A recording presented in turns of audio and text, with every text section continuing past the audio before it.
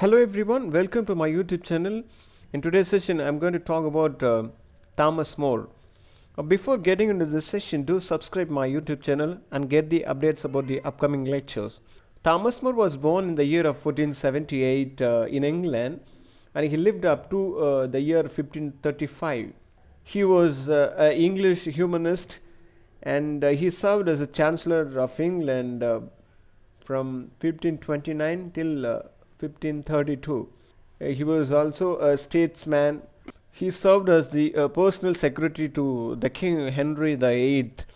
Henry VIII was the one who beheaded Thomas More for refusing King as head of the church, and the other reason is King wanted to divorce his wife, divorce King Queen. So he opposed that. So he was killed by the King Henry VIII. More was sent to the Oxford University, where More have spent 2 years. There, he got mastered in Latin. After that, More's father wanted Thomas More to study common law, so he also studied law. And he was admitted in Lincoln in the year of 1496 as one of the four legal advisors for the admission of the bar. More became actor barrister in the year of 1501, where he worked sincerely. Thomas More's father insisted Thomas More to become a lawyer, but More was interested in religious activities. More got married in the year of 1505 to the woman John Colt. Thomas More was a very good friend of Erasmus.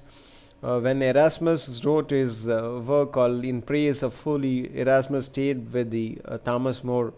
Thomas More was said to be one of the two under sheriffs of London, the pack horses of city government. Thomas More wrote his first masterpiece of English historiography in the year of between in the year of 1513 and 1518, which is a history of King Richard III, which was written in Latin and in English. William Shakespeare is indebted to Thomas More for his portrait of the tyrant. Erasmus says that More is always following simplicity, which was his mark in food and dress. In the year of 1521, More took part in the talks with the emperor, with the King Charles V. Thomas More acted as sorter out and placer of the principal matters in Henry III's defense of the seven sacraments.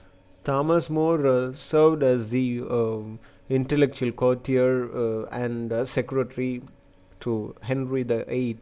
Thomas More delivered a lot of official speeches, and he also invited foreign envoys. Thomas More has published his the longest book, The Confutation of Tyndale's Answer, which came in two volumes in the year between 1532 and 1533. Henry VIII, who married second wife Anne Boleyn, whom he opposed. Thomas More opposed. There, he has to divorce his first wife. Henry VIII had, who divorced his first wife, but Thomas More was not happy with this. So Henry VIII, who was making plan to kill Thomas More because Thomas More is doing things against his wishes. So there are so many charges of accepting bribes, which recoiled on the heads of his accusers. In the year of 1534, More was included in a bill of attainder for alleged complicity with Elizabeth Barton. In the year of 1534, Thomas More was imprisoned by Henry VIII in the Tower. Thomas More, who was happy to accept the prison life, Thomas More might have chosen for himself as a straight room and straight too, which he said to his daughter Margaret.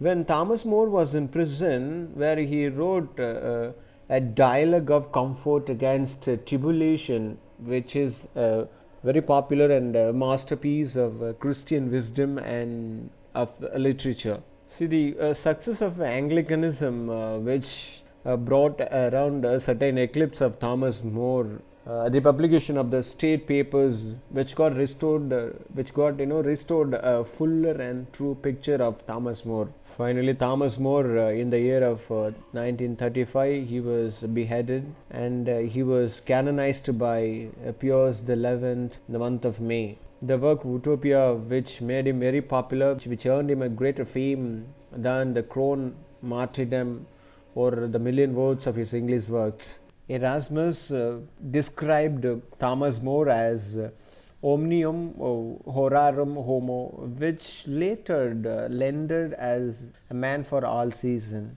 G.K. Chesterton was an English Catholic and also apologist who said Thomas More may come to be counted the greatest Englishman, or at least the greatest historical character in English history, said by G.K. Chesterton. So now let's see his most popular work, Utopia. Utopia was very popular and which was written in 2 books. When Utopia begins, the character called Thomas More in Utopia, okay, Thomas More, who was standing in a place called Netherlands. There he is working as an ambassador who was sent by King Henry VIII of England.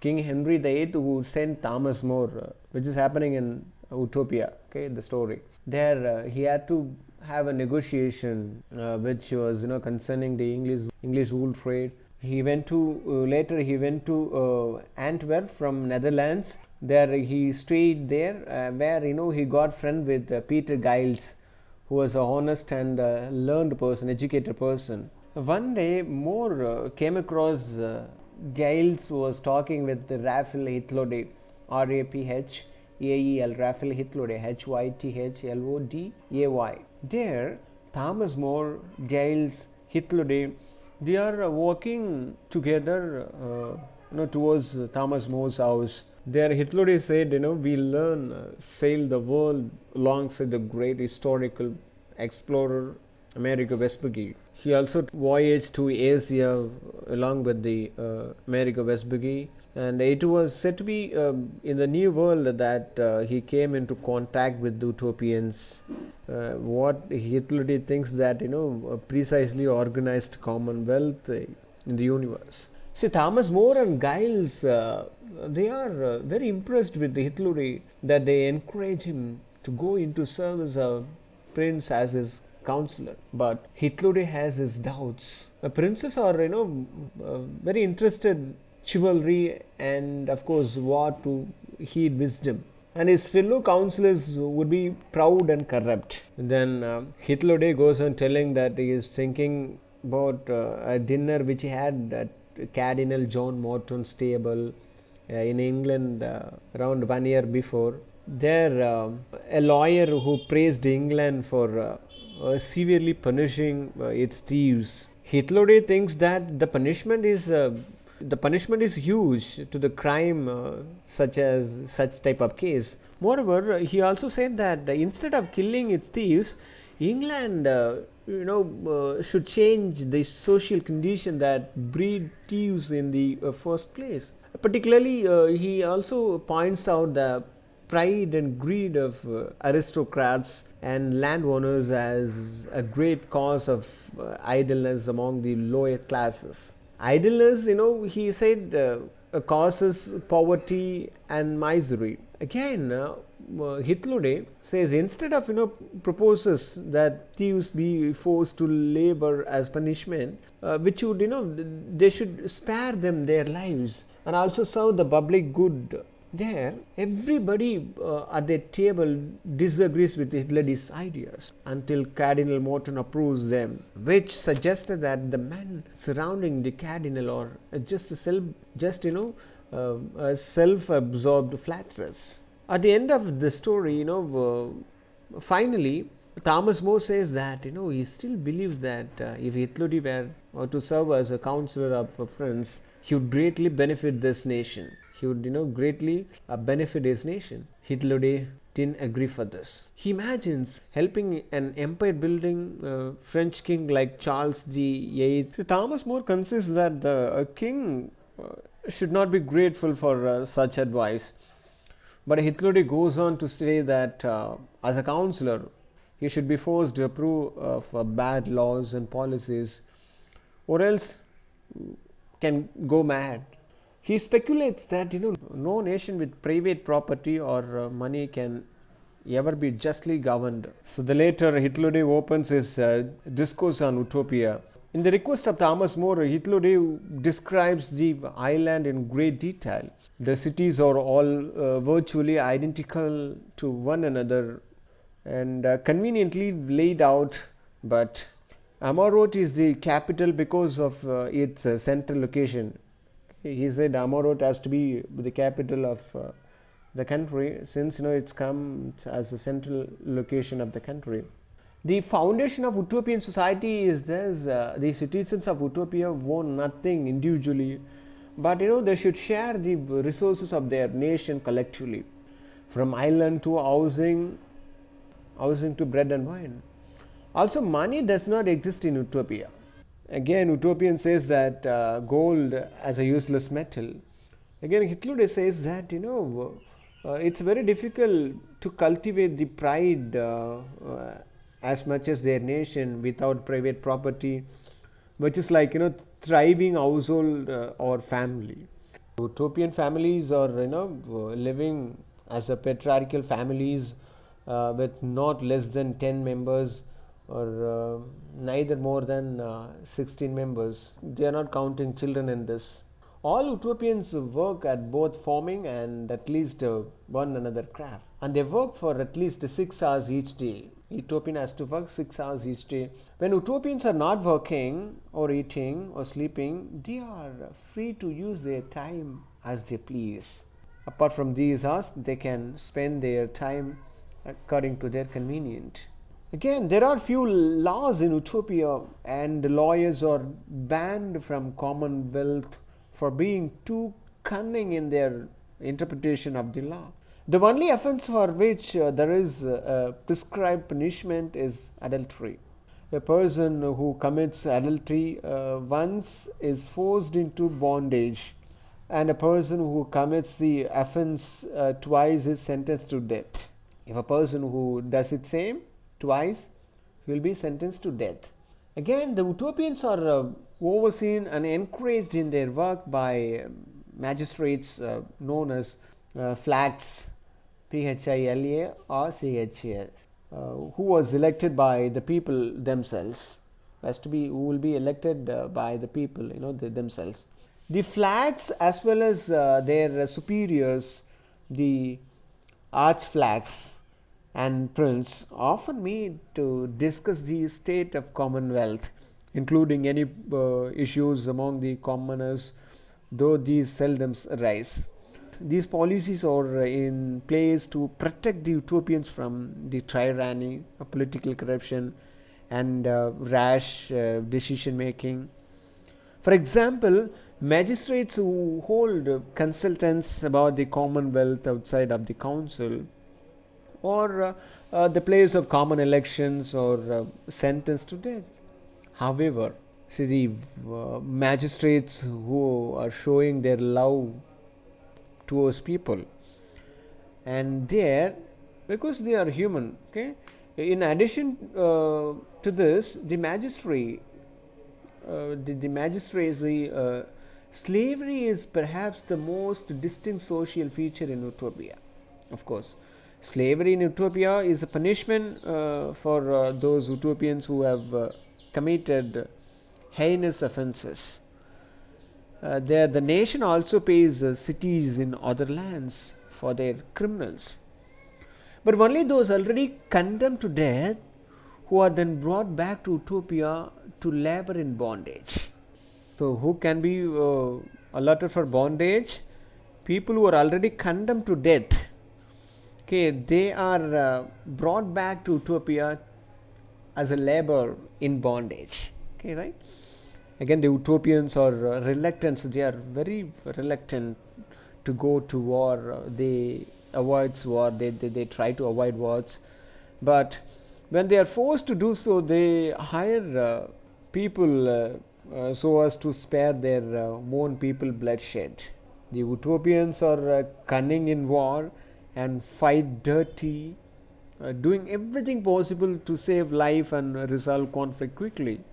As for the moral philosophy, the utopian's chief area of inquiry is proclaims people how people can attain to happiness, and they are essentially hedonist people who believe that pleasure is the most important thing in life. Again, the utopians who define virtue as life organized according to the nature. There we follow nature by heeding what our reason approves of and disapproves. Reason also guides us in the love of the divine. The utopians' highest pleasure, highest happiness of the utopians are the exercise of virtue and conscience. Underlining the utopians' philosophy or religious ideas. See, the utopian hold their soul to be, immortal and destined by God for happiness. They also trusted that good deeds are rewarded and bad deeds are punished. There, uh, all over the across the island, though even within the given city, people worship different deities, different gods, from the sun to great heroes to the past. Atheism is rebuked but tolerated in Utopia as or heresies like that which holds the souls of animals to be immortal. Only people who condemn other religions and attempts to force other their opinions are subject to exile or bondage. Every people should worship in the same churches together. That's very important. That shows the equality. And the priests are elected by the secret ballot to provide the community with the spiritual guidance. The utopian city. After Hitler concludes his discourse on Utopia, Thomas More, who thinks of himself that many utopian laws and policies are founded on no good reason. Even when it comes to the principal foundation of their ordinances, More doesn't want to offend Hitler by disagreeing with his claims. But More cannot agree with the Hitler in everything. Okay? He confesses that he wishes for many features of Utopia to be realized in Europe cities. But he also doesn't dare hope so much. He is not bold enough to uh, reveal everything, which will be unrealistic. Well, that's it about Thomas More's popular work, Utopia. Thanks for watching, and do subscribe my YouTube channel if you have not subscribed yet.